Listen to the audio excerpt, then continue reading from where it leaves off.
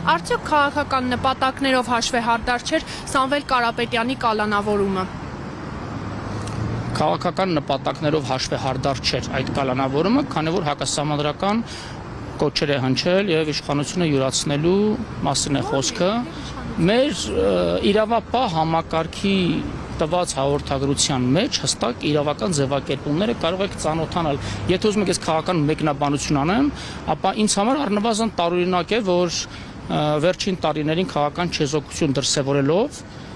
այն օրակարգը, որ այսօր փորձում է առաջ մղել պարոն Կարապետյանը,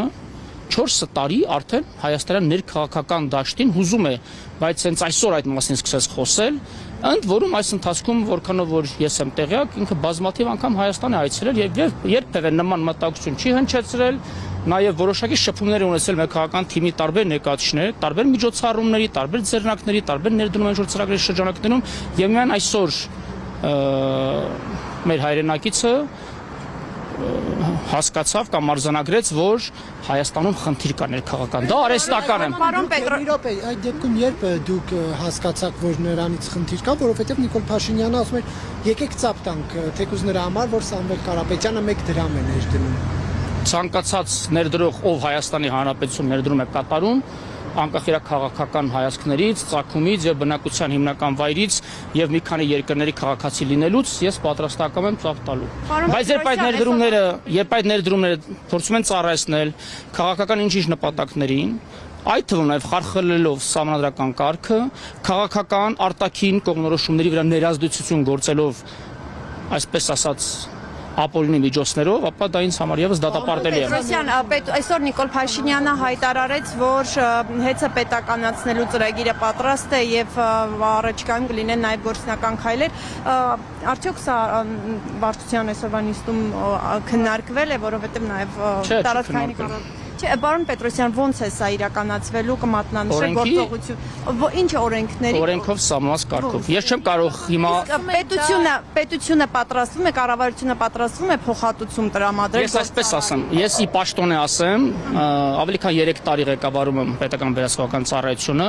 եւ կարող եմ մատնանշել 1 տասնյակից ավելի համակարգային լուրջ խնդիրներ հասարակ Հայաստանի Հանրապետության քաղաքացու կյանքում, ովքեր որ բախվել են հեծի կառավարման արդյունավետության եւ բազմաթիվ եւ վնասներ են կրել եւ հոգեմաշ են եղել ամիսներով ու տարիներով այդ պայմանագրային պարտավորությունից բխող ծառայությունների, այո, հանրային եւ պետական շահից բացառապես փոխհատուցում տրվել։ Ես ավելին ասեմ,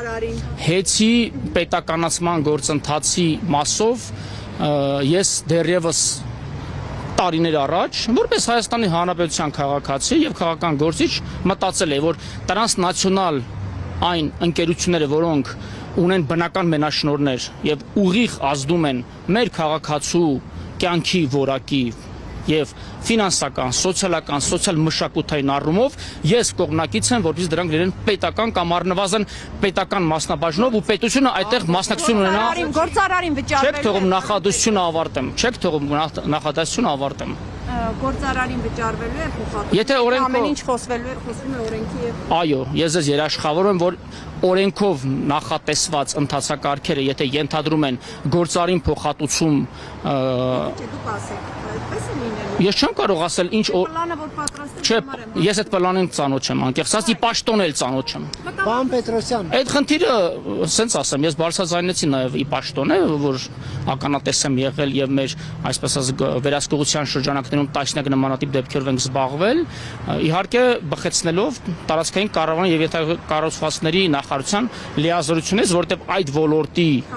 այո, էներգետիկայի ոլորտի քաղաքականություն մշակում վիրացնում եւ այդ թվում նաև բնական մենաշնորհ կրող տրանսնացիոնալ ընկերությունների հետ կամ տեղական ռեզիդենտ ընկերությունների հետ աշխատանքը համադրում է ՏԿՆ-ը։ ՏԿՆ-ի լիազորից բխող վերահսկողության արդյունքներով եմ դա այս արձանագրում, բայց թե ինչ իրավակարգավորումներ դա իրականացնելու, ես վստահ եմ, որ օրենքի տառից չի շեղվելու, քանի որ խոսքը իրավական պետության գործիքակազմերի մասին է եւ ավելին ասեմ, նախաձեռնությունը նաեւ պետականացնելու գործընթացի բխում է քաղաքացիական պայմանագրի խմբակցության ուրեմն նախաձեռնությունից եւ պարլամենտական նախաձեռնություն է դա լինելու։ Հեծի գործընթացների մասով կա նախնական ինչ որ ժամկետներ, որի ընթացքում արդեն պետք է process-ը, այսպես ասենք, հասցվի իր հանգուցալուծմանը։ Սահմանված որևէ ժամկետ չկա, դա օրգանիկ process է եւ նախաձեռնությունը, որ խմբակցությունն է դրսևորելու, արդեն որոշակի ընթացակարգեր է ենթադրում։ Ես կարծում եմ, որ որևէ կերպ սահմանափակելու կամ շտապելու այսպես ասած հրամայական չկա, բայց կա արդյունավետ անշեղորեն օրենքի եւ նաեւ սահմանադրության տառին համապատասխան գործընթացը կյանքի կոչելու, որի արդյունքում պետք է շահի Հայաստանի Հանրապետությունը եւ նրա քաղաքացիները։ Հնարավոր է հետո պետությունը դա փոխանցի այլ մասնավորի, թե հենց պետության կառավարմանն էլ կմնա։ Ես չեմ կարող այդ մասով մեկնաբանել, որտեղ իրավասու չեմ նախ մեկնաբանել, բայց քաղաքական որպես ընկալում պետությունը կարող ինքը կառավարի, իրավասու է նաև օպերատորի մրցույթ հայտարարի, իրավասու է նաև պետական մասնաբաժին պահի, որպեսզի կառավարման բովանդակային մասով, արդյունավետության մասով ներազդելու գործակազմ ունենա։ Այ մնացածը հնարավոր է փոխանցի մասնավորին, դա ոչինչ չեմ բացառում։